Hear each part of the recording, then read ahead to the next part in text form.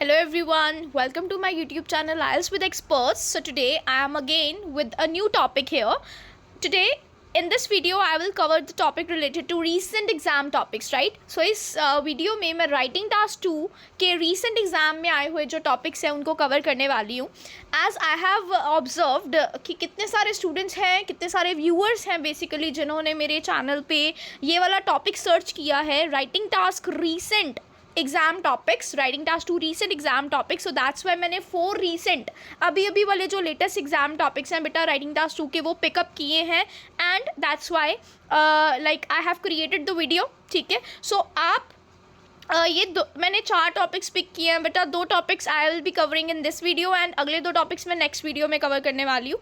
So definitely hope कि आप सब जो है वो लास्ट तक बने रहेंगे ताकि आपके स्कोर्स जो हैं और ज़्यादा बूस्ट हो जाएं एंड आपको एक ग्लिम्स मिल जाए, आपको एक हिंट मिल जाए that what type of questions can appear in the exams, right? So before starting I would like to request you all to subscribe my channel, क्योंकि इससे आपको क्या होगा कि फटाफट से आपको जल्दी से you will be the first one जिसको पॉपअप जो है अपना ऊपर आपके फ़ोन पे एक नोटिफिकेशन आ जाएगा कि yes a new video has been uploaded. So मैं 2 इसमें कवर करूँगी, 2 नेक्स्ट वीडियो में कवर करूँगी एंड और भी मैं टॉपिक्स जो है वो डिस्क्राइब करती रहूँगी और वैल्यूएबल डेटा जो है वो डालती रहूँगी. ठीक है, सो आप फटाफट से मेरा चैनल जो है सब्सक्राइब कर लें. सब्सक्राइब किए बिना जो है आप बिल्कुल ना जाएं. ठीक है, मैं आपको यही बोल रही हूँ, मुझे इससे मोटिवेशन भी मिलती है वीडियोस बनाने के लिए एंड डेफिनेटली आपके लिए तो बेनिफिशियल ओवरऑल ऑलराउंडर है ही है. ठीक है ना, ठीक है.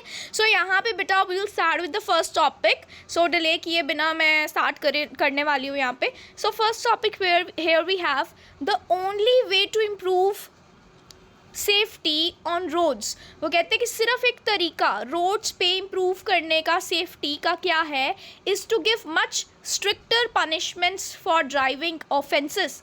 बेटा वो कहते हैं स्टेटमेंट हमारे पास ये आई हुई है कि सिर्फ एक ही तरीका है. वो कहते हैं कि सेफ्टी रूल्स को रोड्स पे इम्प्रूव करने का, और वो तरीका क्या है कि हम पनिशमेंट्स को और ज़्यादा स्ट्रिक्ट कर दें. किसके लिए? ड्राइविंग ऑफेंसेस के लिए, मतलब ड्राइविंग से रिलेटेड क्राइम्स के लिए, ड्राइविंग से रिलेटेड जो रूल्स एंड रेगुलेशंस हैं बेटा उसका जो मतलब कि वायलेट कर रहे हैं लोग उसका. ठीक है, सो उसकी वजह से क्या है, वो कहते हैं कि मुझे ऐसे लगता है, कुछ लोग कहते हैं हमें ऐसे लगता है कि सिर्फ एक ही तरीका है रोड्स पे एक्सीडेंट्स को कम करने का, सेफ्टी जो है वो इन्हांस करने का, कि अगर हम पनिशमेंट्स को और ज़्यादा हार्ड कर दें. Is it clear? So this is the statement. Clear हो गया? मैं दोबारा से स्टेटमेंट रिपीट कर रही हूँ. The only way to improve roads safety on roads is to give much stricter punishments for driving offenses, right? To what extent do you agree and disagree? आप किस हद तक इस चीज़ से अग्री कर रहे हैं एंड आप किस हद तक इस चीज़ से डिसएग्री कर रहे हैं बेटा, आपको ये बताना है. सो यहाँ पे हमें अग्री और डिसएग्री नहीं पूछा. अगर अग्री और डिसएग्री होता तो आप इसमें से सिर्फ एक ही चूज़ करते. BP1 BP2 दोनों में या तो आप अग्री लिखते, BP1 और BP2 या तो आप दोनों में डिसएग्री लिखते. बट यहाँ पे क्या है, to what extent do you agree, that means आप किस हद तक इस चीज़ से सहमत है एंड आप किस हद तक इस चीज़ से सहमत नहीं है. दैट मीन्स यहाँ पे या तो आप दोनों साइड पे अग्री लिखेंगे या तो आप दोनों साइड पे डिसएग्री लिखेंगे, या फिर बेटा आप यहाँ पे पार्शली भी जा सकते हैं. मतलब आप बोल रहे हो कि मैं इक्वली दोनों स्टेटमेंट के साथ अग्री कर रहा हूँ, मैं मेरी बैलेंस्ड व्यू है मेरा. ठीक है, बैलेंस्ड व्यू मतलब आप दोनों में इक्वली जो है वो आप उससे अग्री करते हो. ठीक है, दैट मीन्स कि आप BP1 में अग्री लिखोगे, BP2 में डिसएग्री लिखोगे, या फिर आप 70-30 भी जा सकते हो, जो भी आप अप्रोच फॉलो करते हो. सो फर्स्टली बेटा मैंने यहाँ पे सिनोनिम लिखे हैं रेकलेस ड्राइविंग के. रेकलेस ड्राइविंग होती है हार्श ड्राइविंग. सो यहाँ पे यही बोला है कि ड्राइविंग से रिलेटेड जो फेंसेस है ना, मतलब जो क्राइम्स हैं, जो भी हमारे पास प्रॉब्लम्स क्रिएट हो रही हैं ड्राइविंग, हार्श ड्राइविंग से रिलेटेड. सो रेकलेस ड्राइविंग बेटा is the synonym of harsh driving, dangerous driving, careless driving, irresponsible driving, aggressive driving. ठीक है, negligent driving, wild driving, then hazardous driving, unsafe driving. So these are the synonyms. इसमें से कोई भी आप 3-4 याद कर लीजिए इजी. जैसे रेकलेस ड्राइविंग हो गई, ठीक है, हार्श ड्राइविंग हो गई, डेंजरस ड्राइविंग होगी, केयरलेस ड्राइविंग होगी, इररिस्पॉन्सिबल ड्राइविंग हो गई. ठीक है, या फिर अनसेफ ड्राइविंग हो गई. Is it clear? ठीक है बेटा, अब हम मूव करते हैं इंट्रोडक्शन के टुवर्ड्स. इंट्रोडक्शन हमारी क्या आएगी कि कुछ लोग ये कहते हैं कि अगर हम और ज़्यादा स्ट्रिक्टर पनिशमेंट कर देंगे, पनिशमेंट को और ज़्यादा हम हार्डर बना देंगे तो रोड्स पे सेफ्टी जो है हम इनेबल कर सकेंगे. सो फर्स्ट आप कैसे लिख सकते हो दैट रेकलेस ड्राइविंग या डेंजरस ड्राइविंग जो है वो क्या है, आजकल के टाइम पे it has become a pressing issue, extremely pressing issue बन चुका है. ये डिबेटेबल इशू है, बहुत ज़्यादा एक मैटर ऑफ कंसर्न है. आप पहली लाइन ये लिखेंगे रिफ्रेसिंग करके, देन आप लिखेंगे रेकलेस ड्राइविंग जो है that is basically a cause of accident. ठीक है, वो ये कॉज है किसका, एक्सीडेंट्स का. सो इट इज़ बिलीव्ड, ये माना जाता है या फिर इट इज़ असर्टेड, ठीक है, ये माना जाता है कि one way to enhance safety, ऊपर था ना टू इम्प्रूव सेफ्टी, तो enhance is the synonym of improve. So one way to enhance safety is making the penalization much stricter या हार्श बना देना चाहिए, स्ट्रिक्टर बना देना चाहिए बेटा पनिशमेंट्स को. पनिशमेंट्स का सिनोनिम होता है penalization. Is it clear? So आप इंट्रोडक्शन बेटा इस तरीके से लिखेंगे एंड थीसिस क्या आएगी, I agree on the statement या फिर आई डिसएग्री या फिर I partially agree with the statement या फिर आप टू लार्ज एक्सटेंड व्हाट ना सम एक्सटेंड लिख सकते हैं. Let's move to the BP1. बेटा मैंने यहाँ पे ना एक बैलेंस्ड अप्रोच लेके चला है. मैं आपको BP1 में 2 पॉइंट्स बताऊंगी अग्री वाले और 2 पॉइंट्स BP2 में बताऊंगी डिसएग्री वाले. अगर तो जिन बच्चों ने अग्री लिखना है दोनों पैराग्राफ्स में BP1 BP2 में, तो वो एक पॉइंट कंसीडर करें BP1 में एग्री का और दूसरा पॉइंट कंसीडर करें BP2 में एग्री का. अगर किसी ने डिसएग्री लिखना है तो यहाँ पे BP2 वाले जो 2 पॉइंट्स हैं आप BP1 में 1 पॉइंट और BP2 में 1 पॉइंट. जो बैलेंस अप्रोच करेंगे बेटा वो ये वाला मेथड फॉलो कर सकते हैं कि BP1 में अग्री के पॉइंट्स एंड BP2 में डिसएग्री के पॉइंट्स, जैसे मैंने यहाँ पे एक्सप्लेन किए हैं.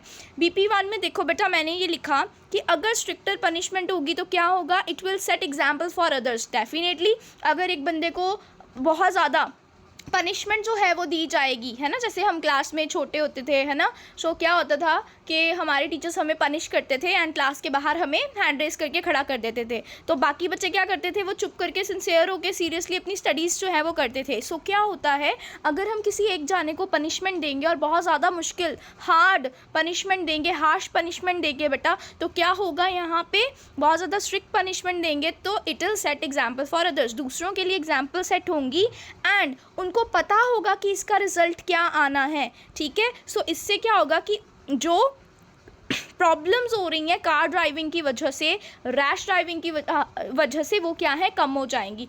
अब एक्सप्लेनेशन में बेटा टू एक्सप्लेन करके आप क्या लिखेंगे. ठीक है, अब पॉइंट्स को कैसे एलाबोरेट करना है उसके बारे में मैंने एक वीडियो बना रखी है. ठीक है, आप वो भी देख सकते हैं जिसमें मैंने पूरा फॉर्मेट बताया कि 7 बैंड्स के लिए कौन सा फॉर्मेट है और 7+ बैंड्स के लिए कौन सा फॉर्मेट फॉलो करना है. 2 videos I have already uploaded. So यहाँ पे हम पॉइंट्स पे फोकस करते हैं, एक्सप्लेनेशन कैसे करनी है वहाँ पे देख सकते हो.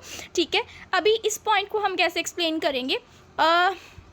रेपरक्यूशंस ऑफ डेंजरस ड्राइविंग, वो कहते हैं कि जो रेपरक्यूशंस हैं, रेपरक्यूशंस क्या होती हैं बेटा, जो इफेक्ट्स हैं, जो रिजल्ट्स आ रहे हैं, जो इफेक्ट्स आ रहे हैं, प्रभाव पड़ रहा है जो डेंजरस ड्राइविंग का, विल गेट इरेडिकेटेड. अगर दूसरों के लिए एग्जाम्पल सेट होगी तो ऑब्वियसली जो रिजल्ट्स हैं, जो इफेक्ट्स हैं बेटा, जो इफेक्ट्स हैं, इसके प्रभाव हैं, मतलब रेपरक्यूशंस हैं, जो वो रेपरक्यूशंस जो हैं बेटा वो क्या हो जाएंगी, इराडिकेट हो जाएंगी. इराडिकेट मतलब वो ख़त्म हो जाएंगी बिल्कुल. कैसे, मैंने आगे ब्रैकेट में लिखा है, आप ये कंसीडर कर सकते हैं बाय हैवी फाइन्स. अगर हम हैवी फाइन्स लगाएंगे, लाइसेंस सस्पेंशन करेंगे, लाइसेंस सस्पेंड कर देंगे और जेल टाइमिंग को अगर हम प्रोवाइड करेंगे, मतलब अगर अनाउंस कर दिया जाएगा ना कि उसको पनिशमेंट मिलेगी इतने ईयर्स के लिए, तो डेफिनेटली दूसरा बंदा डर के वो चीज़ फॉलो करेगा.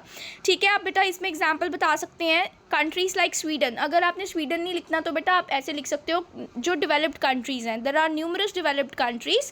ठीक है, and there have reported, it has reported that कि वहाँ पे क्या हुआ है, the number of road facilities, facilities बोल रही हूँ, फैटलिटीज़ होती है बेटा डेथ्स. ठीक है, सो जो नंबर ऑफ रोड एक्सीडेंट्स हैं, जो डेथ्स कॉज हो रही हैं फैटलिटीज़ से, वो क्या हो रही है, after implementing the strict rules have been reduced. So कितने सारे डेवलप्ड नेशंस में जो रोड फैटालिटीज़ हैं बेटा, वो फैटालिटीज़ क्या हो रही हैं, जो डेथ्स हैं वो क्या हो रही हैं, कम हो रही हैं. किसकी वजह से, स्ट्रिक्ट लॉज को इम्प्लीमेंट करने की वजह से. स्ट्रिक्ट लॉज कैसे हो गए, अगर हम स्ट्रिक्ट पनिशमेंट, स्ट्रिक्ट अगर हम डिसीजन लेंगे किसी के टुवर्ड्स, अनाउंस करेंगे कोई पनिशमेंट, सो डेफिनेटली ये दूसरे के लिए एग्जाम्पल सेट करेगा। और इससे मतलब ये पाया गया कि जहाँ पे स्ट्रिक्ट लॉज जो हैं वो इम्प्लीमेंट किए जाते हैं, ठीक है, ट्रैफिक रूल्स को लेकर, वहाँ पे जो रिपोर्ट किए गए हैं रोड फटालिटीज़, मतलब जो रोड एक्सीडेंट्स हैं वो क्या हैं, बहुत ज़्यादा कम है।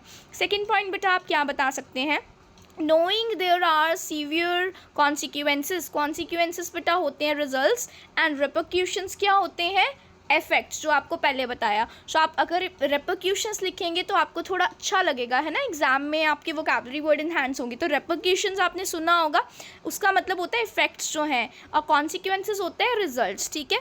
सो यहाँ पे बेटा knowing there are severe consequences, अगर लोगों को पता होगा कि इसके रिजल्ट्स बहुत ही ज़्यादा बुरे आने वाले हैं, then it may lead to more compliance with traffic regulations. More compliance मतलब they will follow more traffic rules and regulations. So बेटा वो क्या करेंगे, ट्रैफिक रूल्स से ज़्यादा कंप्लायंस रहेंगे उसके साथ, मतलब उसको ज़्यादा फॉलो करेंगे, clear. So they will follow the rules more. So 2 point हो गए, एक तो बेटा एग्जाम्पल सेट करेगा इन शॉर्ट, और दूसरा क्या आएगा हमारे पास कि अगर उनको पता होगा कि रिजल्ट्स बहुत ज़्यादा बुरे आने वाले हैं, अगर हम रूल्स ब्रेक करेंगे तो क्या होगा, जो ट्रैफिक रिलेटेड जो रूल्स हैं बेटा वो सभी फॉलो करेंगे। ओके, होप आपको अग्री के सारे पॉइंट्स क्लियर हैं। लेट्स फटाफट से move to the second point, ठीक है, BP2।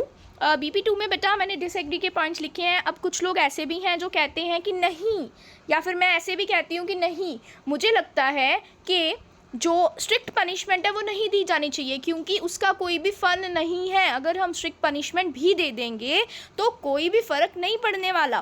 पॉइंट 1, फर्स्ट पॉइंट क्या आएगा, one reason is that there is inexperience और lack of awareness among drivers. जो भी ड्राइव करते हैं, जो भी सिटीजन्स हैं बेटा, जितनी मर्जी स्ट्रिक्ट पनिशमेंट दे जाओ, है ना। अब मान लो हमने किसी को फ़ाइन डाल दिया, अब अगर बंदे को पता ही नहीं है कि ट्रैफिक रूल्स क्या हैं, तो वो बंदा क्या करेगा, है ना। दैट मीन्स लोगों के अमंग क्या है, अवेयरनेस की कमी है, लोगों को एक्सपीरियंस ही नहीं है। अब 2-4 दिन हुए कार चलाते और पर्सन जो है वो सीधा जाके रोड पे कार चला रहा है, तो ऑब्वियसली एक्सीडेंट होने के चांसेस तो है ही हैं, उस पर जितना मर्जी फ़ाइन लगा लो।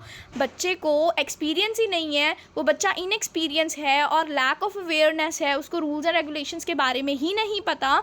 सो इससे कुछ भी नहीं होगा, ठीक है। सो वो कहते हैं एक रीज़न है जिसकी वजह से वो कहते हैं कि एक्सीडेंट्स हो रहे हैं, वो क्या है, एक तो एक्सपीरियंस नहीं है लोगों के पास, और एक अवेयरनेस नहीं है रूल्स एंड रेगुलेशंस की, ठीक है। सो ये 2 कारण है, ना कि इंटेंशनल लॉ ब्रेकिंग तो होती है, दैट मीन्स कि लोग लॉ ब्रेक कर रहे हैं, तो लॉ ब्रेक जो है उससे वो कहते हैं कि कोई भी अगर हम पैनलाइज करेंगे तो सिर्फ एक फैक्टर से कुछ भी नहीं होने वाला, क्योंकि लोगों को हमें क्या करना है, अवेयरनेस प्रोवाइड करनी है, लोगों को अवेयरनेस देनी है। लोग अगर अवेयर होंगे तो ही रोड एक्सीडेंट्स कम होंगे। सो सिर्फ उनको स्ट्रिक्ट पनिशमेंट देने से कुछ नहीं होने वाला, ठीक है। हमें क्या करना है, रोड एक्सीडेंट्स जो हैं उसको कम करने के लिए लोगों को एजुकेट करना है, लोगों को नॉलेज प्रोवाइड करनी है। Is it clear. Second point बेटा क्या है, हैबिचुअल ऑफेंडर्स। अब कुछ लोग ऐसे होते हैं जितना मर्जी उनको पनिश कर दो, है ना, बट उनकी आदत होती है, वो कहते हैं कोई बात नहीं, हम तो रैश ड्राइविंग करेंगे, हमें इसमें मतलब बड़ा एंटरटेनमेंट हमारा हो रहा है, मतलब ये बहुत ज़्यादा एक्साइटिंग है, बहुत ज़्यादा थ्रिलिंग एक्सपीरियंस है, सो हम तो भाई रेस लगाएंगे, और उसकी वजह से क्या है, एक्सीडेंट्स हो रहे हैं, क्लियर। कुछ लोग जो है बहुत कूल बनते हैं, अल्कोहल कंज्यूम करके ड्राइविंग करते हैं, रैश ड्राइविंग करते हैं अपने फ्रेंड्स के साथ, है ना, अपने काउंटर पार्ट्स के साथ क्या करते हैं, मतलब कि बहुत ज़्यादा कॉम्पिटिशन करते हैं ड्राइविंग का। सो उसमें क्या है, वो हैबिचुअल ऑफेंडर्स में आते हैं। सो यहाँ पे लिखा है सम ड्राइवर्स वोंट बी स्कैर्ड, वो बिल्कुल भी नहीं डरेंगे पनिशमेंट से, because they keep driving dangerously anyway. कोई फ़र्क नहीं पड़ता, वो क्या करेंगे, जितना मर्जी पैनलाइज करी जाओ, जितना मर्जी पनिशमेंट दी जाओ। अब यहाँ पे क्या होगा बेटा, वो उनके लिए डेंजरस मतलब वो करेंगे ड्राइविंग, ठीक है ना। देन उसके बाद बेटा थर्ड पॉइंट है नेगेटिव एटीट्यूड। अब देखो हमें स्ट्रिक्ट पनिशमेंट नहीं देनी चाहिए, क्योंकि अगर हम स्ट्रिक्ट पनिशमेंट दे जाएंगे तो लोगों के मन में एक डर होगा कि हमसे कहीं कोई गलती ना हो जाए, अगर ये वाली गलती हो गई तो क्या होगा, हमें बहुत ज़्यादा इसके कॉन्सिक्वेंसेस बेयर करने पड़ सकते हैं, ठीक है। इसके मतलब जो रिजल्ट्स होंगे बहुत भयानक होंगे। So over emphasize on punishment, अगर हम पनिशमेंट दे जाएंगे तो it can create a culture of fear rather than promoting responsible driving. So बेटा रिस्पॉन्सिबल ड्राइविंग लोग करेंगे नहीं, बल्कि लोगों के मन क्या होगा, एक डर का कल्चर बन जाएगा, ठीक है। So these are the points. So disagree में कौन से 3 पॉइंट्स बताए बेटा मैंने इसमें, पहला पॉइंट ये हो गया कि लोगों को क्या है, मतलब पनिशमेंट से कुछ नहीं होगा, जबकि हमें क्या करना है, लोगों को अवेयर करना है, क्योंकि लोग क्या है, उनमें लैक ऑफ अवेयरनेस है। सेकंड, मतलब पनिशमेंट ज़्यादा स्ट्रिक्ट जितनी मर्जी दी जाए, कुछ इससे कुछ होगा ही नहीं, क्योंकि कुछ हैबिचुअल ऑफेंडर्स भी होते हैं तो वो डरते नहीं हैं। थर्ड, नेगेटिव एटीट्यूड बेटा ये क्या करेगा, उसको बढ़ावा देगा, प्रमोट करेगा, जो कि हमारे नेशन के लिए बिल्कुल ही गलत है। तो स्ट्रिक्ट पनिशमेंट बिल्कुल भी नहीं दी जानी चाहिए। इंस्टेड क्या करना चाहिए, रिस्पॉन्सिबल ड्राइविंग को कैसे करना है उसको सिखाया जाना चाहिए। ओके बेटा, सो सेकेंड हमारे पास क्या है, governments are spending more money on space exploration. Government जो है बेटा वो कहते हैं, ये हमारे पास ना 19 सितंबर का है हमारे पास ये कंटेंट, और जो मैंने पहले कराया था बेटा वो 14 सितंबर का था, ठीक है। अब मैं 19 सितंबर वाला कवर करने वाली हूँ। Governments are spending more money on space exploration. Space exploration बेटा क्या होती है, स्पेस को एक्सप्लोर करना। सो स्पेस एक्सप्लोरेशन जो है बेटा वो कहते हैं कि गवर्नमेंट उस पर बहुत ज़्यादा पैसे स्पेंड कर रही है, even though there are problems on Earth. वो कहते हैं कि इनफैक्ट हमारे पास जबकि कितनी सारी और प्रॉब्लम्स है अर्थ के ऊपर दैट नीड अटेंशन, जिस पे अटेंशन देने की ज़रूरत है। गवर्नमेंट पैसा स्पेस को एक्सप्लोर करने में लगा रही है, ठीक है। अब कितने सारे मिशंस हैं, अब मतलब हम मून के लिए कितने सारे मिशंस करते हैं, है ना, ये चंद्रयान एंड ऑल, ये सारे मिशंस हो गए। मार्स के ऊपर लाइफ देख रहे हैं, है ना। सो स्पेस एक्सप्लोरेशन पे कितना सारा पैसा जो है वो खर्च किया जाता है, जबकि लोग कहते हैं कि अर्थ पे और भी ज़्यादा कितनी प्रॉब्लम्स हैं जिस पे अटेंशन देनी चाहिए। Full stop. अब स्टेटमेंट क्या है, some believe this money should be used to solve problems on अर्थ। बेटा पहली स्टेटमेंट से हमारा कोई लेना देना नहीं है, सेकंड स्टेटमेंट से ही है सिर्फ, क्योंकि हमें आंसर किस स्टेटमेंट का करना है, सेकंड स्टेटमेंट का। क्योंकि कुछ लोग बोलते हैं कि जो पैसा खर्च किया जा रहा है स्पेस एक्सप्लोरेशन पे, वो पैसा किस पे खर्च होना चाहिए, शुड भी आ गया ना, वो खर्च होना चाहिए अर्थ की प्रॉब्लम्स को सॉल्व करने के लिए। अब अर्थ में बेटा कितनी सारी प्रॉब्लम्स हैं, जैसे कि पॉवर्टी की प्रॉब्लम है, अनएम्प्लॉयमेंट की प्रॉब्लम है, स्टारवेशन की प्रॉब्लम है, लोग भूखे रह रहे हैं, ठीक है, लोगों के पास काम नहीं है करने के लिए, ठीक है, मतलब लोगों के पास डिग्रीज़ हैं पर उनको अनएम्प्लॉयमेंट नहीं है, ठीक है, स्पीशीज़ कितनी सारी ख़त्म हो रही हैं, ठीक है, हमारी लैंड जो है वो ज़्यादा पॉल्यूटेड हो रही है। सो ये सारी प्रॉब्लम्स है जिसको पहले एड्रेस करना चाहिए और स्पेस एक्सप्लोरेशन पे पैसे नहीं खर्च करने चाहिए, उन्होंने ये बोला है। अब to what extent do you agree disagree, इसमें भी बेटा व्हाट एक्सटेंड आप किस हद तक अग्री कर रहे हैं, किस हद तक डिसएग्री कर रहे हैं, ये आया हुआ है। इंट्रोडक्शन में बेटा हम ये लिखेंगे, रिफ्रेसिंग करते हैं, as you all know, government funding being allocated on exploring space. तो कहते हैं कि गवर्नमेंट फंडिंग जो है, गवर्नमेंट फंडिंग मतलब जो पैसे स्पेंड कर रही है गवर्नमेंट की जो फंडिंग है, गवर्नमेंट फंडिंग या मॉनेटरी वैल्यू, वो बेटा किस पे एलोकेट की जा रही है, एलोकेट मतलब किस पे लगाई जा रही है, किस पे इन्वेस्ट की जा रही है, ऑन एक्सप्लोरिंग स्पेस, स्पेस को एक्सप्लोर करने के लिए। सम एसर्ट, कुछ ये मानते हैं कि monetary value, as I told you कि गवर्नमेंट फंडिंग को हम मॉनेटरी वैल्यू, मनी भी बोल सकते हैं, monetary value should be spent on addressing terrestrial challenges.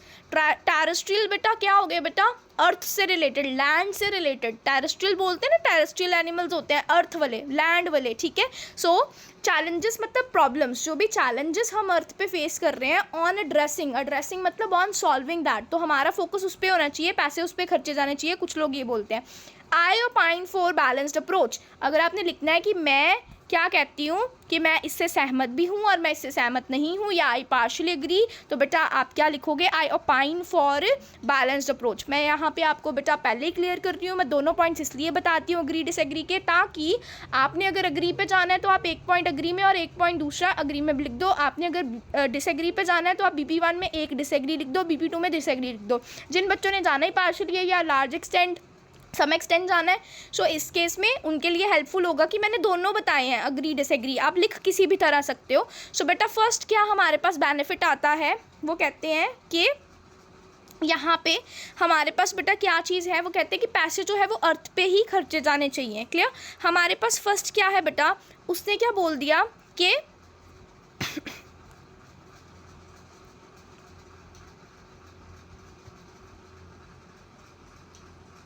चलो फर्स्ट बेटा हमने क्या किया, फर्स्ट यहाँ पे क्या आ गया बेटा, डिसएग्री। मैंने बोला कि नहीं, अर्थ पे पैसे नहीं खर्चे जाने चाहिए, जबकि मुझे लगता है कि पैसे स्पेस एक्सप्लोरेशन पे भी खर्चे जाने चाहिए। क्यों, पहला रीज़न है टेक्नोलॉजिकल एडवांसमेंट्स, ठीक है बेटा, पहला क्या आ गया, टेक्नोलॉजिकल एडवांसमेंट्स। अगर बेटा स्पेस को एक्सप्लोर ही नहीं करेंगे तो हमें कैसे पता लगेगा वहाँ की लाइफ एग्जिस्टेंस के बारे में। अब हमारी अर्थ जो है इतनी ज़्यादा पॉल्यूटेड हो रही है, ओवर पॉपुलेशन हो रहा है, पॉल्यूटेड हो रही है, तो हम क्या कर रहे हैं, मार्स पे लाइफ सर्च कर रहे हैं कि क्या किसी और प्लैनेट पे है, हम रह सकते हैं। मून के बारे में कितनी ज़्यादा रिसर्च करी जा रही है ना। अब बेटा यहाँ पे वो कहते हैं कि अगर स्पेस एक्सप्लोरेशन नहीं होगी, हम स्पेस को एक्सप्लोर नहीं करेंगे तो टेक्निकल एडवांसमेंट्स नहीं होंगी, ठीक है। सो मैं इसलिए डिसएग्री करती हूँ कि अर्थ पे पैसा लगाना चाहिए, बल्कि सारा पैसा उस पर नहीं लगाना चाहिए, स्पेस एक्सप्लोरेशन पे भी पैसा होना चाहिए, लगना चाहिए। फर्स्ट पॉइंट बेटा, टेक्नोलॉजिकल एडवांसमेंट्स की वजह से, इसकी एक्सप्लेनेशन कैसे करेंगे। Investments in space led to innovations that can improve life on अर्थ। बेटा अगर हम पैसे इन्वेस्ट करेंगे, तो इन्वेस्टमेंट्स अगर हम स्पेस पे इन्वेस्टमेंट करेंगे तो इससे क्या होगा, it will lead to innovations. बेटा इनोवेशंस होएंगी नई नई, है ना, नई नई खोजें होएंगी, ठीक है, जो क्या करेगा, हमारी लाइफ को अर्थ के ऊपर इम्प्रूव करेगा। जैसे सैटेलाइट से रिलेटेड टेक्नोलॉजी होगी, मेडिकल डिवाइसेज हो गए, ये सारे बेटा किसकी वजह से हैं, साइंस की वजह से है ना। सो टेक्नोलॉजी जो है वो किसकी वजह से बढ़ रही है, वो हमारी स्पेस एक्सप्लोरेशन की वजह से बढ़ रही है। ये हमें अर्थ के बारे में और नॉलेज प्रोवाइड करती है, इसलिए यहाँ पे क्या होना चाहिए, पैसे इन्वेस्ट करे जाने चाहिए। एग्जाम्पल में बेटा लिख सकते हो, जैसे कि अभी बताया आपको, research for life on other planet, जैसे कि मार्स हो गया, मून में चंद्रयान वगैरह वाला जो आपके मिशंस है वो हो गए, वो हमें अर्थ को और ज़्यादा अर्थ के बाहर वाली दुनिया के बारे में, यूनिवर्स के बारे में नॉलेज प्रोवाइड करते हैं। सेकेंड पॉइंट, स्पेस एक्सप्लोरेशन पे पैसा क्यों खर्चा जाना चाहिए, इन्वायरमेंटल मॉनिटरिंग। बेटा अगर स्पेस मिशंस जो हैं हमें क्या प्रोवाइड करते हैं, एक डेटा प्रोवाइड करते हैं क्लाइमेट चेंज के बारे में और नेचुरल डिज़ास्टर्स के बारे में। अब यहाँ पे अर्थक्वेक आने वाला है कहीं पे, ठीक है, या फिर यहाँ पे सुनामी आने वाली है कहीं पे, ठीक है। सो मतलब इसके बारे में जो इन्फॉर्मेशन है, वेदर के बारे में, क्लाइमेट चेंज के बारे में, वो बेटा कहाँ से पता चलती है, स्पेस मिशंस के हेल्प से पता चलती है, जो हमें हेल्प करते हैं। Adding means helping in disaster response and management. हमें बेटा जो डिज़ास्टर मैनेजमेंट है उसको हेल्प करने में, मतलब उसको सही करने में, मैनेज करने में हेल्प करती है। इज इट क्लियर, ठीक है। सो इसलिए स्पेस एक्सप्लोरेशन होनी चाहिए, क्योंकि ये चीज़ क्या बनाती है, अर्थ को एक बेटर प्लेस टू लिव बनाती है। Is it clear. Second body paragraph में बेटा मैंने लिखा है कि ठीक है, स्पेस एक्सप्लोरेशन पे पैसे भी मुझे लगता है खर्चे जाने चाहिए, पर साथ ही साथ अर्थ के ऊपर भी हमें पैसे खर्चने चाहिए, क्योंकि मैंने बोला था ना यहाँ पे कि I opine for the balanced approach. मुझे लगता है दोनों पे पैसे खर्च होने चाहिए, एक पे नहीं होने चाहिए सिर्फ। सो बेटा यहाँ पे क्या है, investment in Earth's focused initiatives can lead to. अगर हम अर्थ के ऊपर इन्वेस्टमेंट करेंगे ना बेटा, अर्थ के ऊपर जो फोकस करते हैं इनिशिएटिव्स मतलब हम जो भी कदम लेते हैं, अच्छे कदम, ठीक है। सो वो कहते हैं can lead to immediate improvements in quality of life. हमारी जो स्टैंडर्ड ऑफ लिविंग है, जो क्वालिटी ऑफ लाइफ है, लाइफ जीने का जो क्वालिटी है बेटा, वो क्या हो जाएगी, इंप्रूव हो जाएगी। Providing direct benefits to communities मतलब सोसाइटीज़, जिसकी वजह से क्या होगा, सोसाइटीज़ को डायरेक्ट जो है वो बेनिफिट्स मिलेंगे, ठीक है बेटा। क्या एक्सप्लेनेशन लिख सकते हैं, many people face immediate challenges, जैसे कि poverty, lack of health care, inadequate education, लोगों को एजुकेशन नहीं मिलती है अप्रोप्रिएट, है ना, क्योंकि वो फ़ी नहीं पे कर पाते, ठीक है। या फिर लैक ऑफ हेल्थ केयर, लोग जो हैं वो मतलब अच्छे हॉस्पिटल्स में जाके अपना जो है ट्रीटमेंट नहीं करवा पाते हैं। पॉवर्टी क्या होता है बेटा, मतलब हमारी इनकम इतनी ज़्यादा जब नहीं होती, जहाँ पे पुअर पीपल होते हैं, बिलो द पॉवर्टी लाइन। सो ये सारी प्रॉब्लम्स जो है बेटा एड्रेस करनी चाहिए, क्योंकि ये क्या करेगी, हमारे अर्थ पे लोगों की, सोसाइटीज़ की, कम्युनिटीज़ का जो स्टैंडर्ड ऑफ लिविंग है, जो बेटा क्वालिटी ऑफ लिविंग है, उसको इम्प्रूव करेगी। So this is the main reason. Second बेटा, short term versus long term goals. So this one is the last point, ठीक है। वाइल स्पेस एक्सप्लोरेशन, वो कहते हैं स्पेस एक्सप्लोरेशन जो है वो हमें क्या ऑफर करती है, लॉन्ग टर्म बेनिफिट्स ऑफर करती है, ठीक है। पर मैनी आर्ग्यू दैट, कितने बोलते हैं कि we should prioritise solving urgent problems facing humanity right now. मतलब जो ह्यूमंस पीपल के द्वारा जो है बेटा, मल्टीट्यूड्स के द्वारा, इंडिविजुअल्स के द्वारा जो अर्जेंट प्रॉब्लम्स है ना, जो फेस करी जा रही हैं, लोग कहते हैं कि उस पर ज़्यादा प्रायोरिटाइज प्रायोरिटाइज़ हमें करना चाहिए उस चीज़ को, हमें ज़्यादा अहमियत देनी चाहिए। स्पेस एक्सप्लोरेशन तो ठीक है, वो एक लॉन्ग टर्म गोल है, बट जो इमीडिएट अभी जिस पे अर्जेंटली हमें जो है वो एक्शंस लेने चाहिए, वो तो बेटा वही है ना कि हमें अर्थ पे एक अच्छी जो है वो लाइफ बनानी है। सो 2 पॉइंट बेटा यहाँ पे कौन से हो गए? अर्थ पे हमें क्या करना चाहिए, अर्थ पे पैसे इसलिए खर्चने चाहिए क्योंकि हमारे पास कितनी सारी और चीज़ें हैं जिस पे इमीडिएट एक्शंस लेने की ज़रूरत है। इससे क्या होगा, हमारी स्टैंडर्ड ऑफ लिविंग जो है बेटा वो क्या होगी, इंप्रूव होगी कम्युनिटीज़ में, राइट। सेकंड क्या आ गया कि लॉन्ग टर्म गोल्स तो ठीक है, उस पर ध्यान देना चाहिए, बट प्रायोरिटाइज जो गवर्नमेंट की प्रायोरिटी है दैट शुड बी क्या होनी चाहिए, in solving the urgent problems, जो एमरजेंसी में प्रॉब्लम्स है वो, ठीक है, फर्स्ट प्रायोरिटीज़।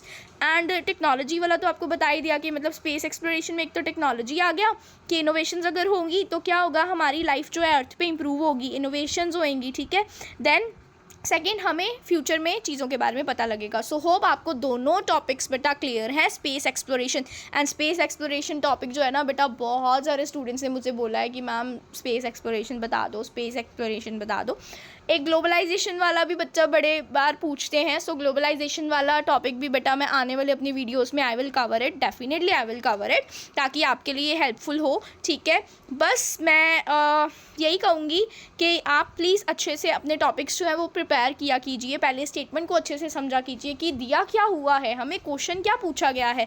जैसे यहाँ पे ऊपर स्टेटमेंट एक दी हुई थी, बट क्वेश्चन का आंसर जो आना था बेटा वो सेकंड स्टेटमेंट से आना था, तो बच्चे जो है वो फर्स्ट स्टेटमेंट से कंफ्यूज हो जाते हैं। तो आपको बेटा इस चीज़ का ध्यान रखना है, ये रीसेंट टॉपिक्स हैं, ठीक है, सितंबर के 2024 के, एंड जो बाकी 21 एंड 28 एग्जाम 28 सितंबर को आया था बेटा, मैं उसकी भी वीडियो अभी मतलब अपलोड करूँगी, ठीक है, कल करूँगी या मतलब जब भी करूँगी, ठीक है।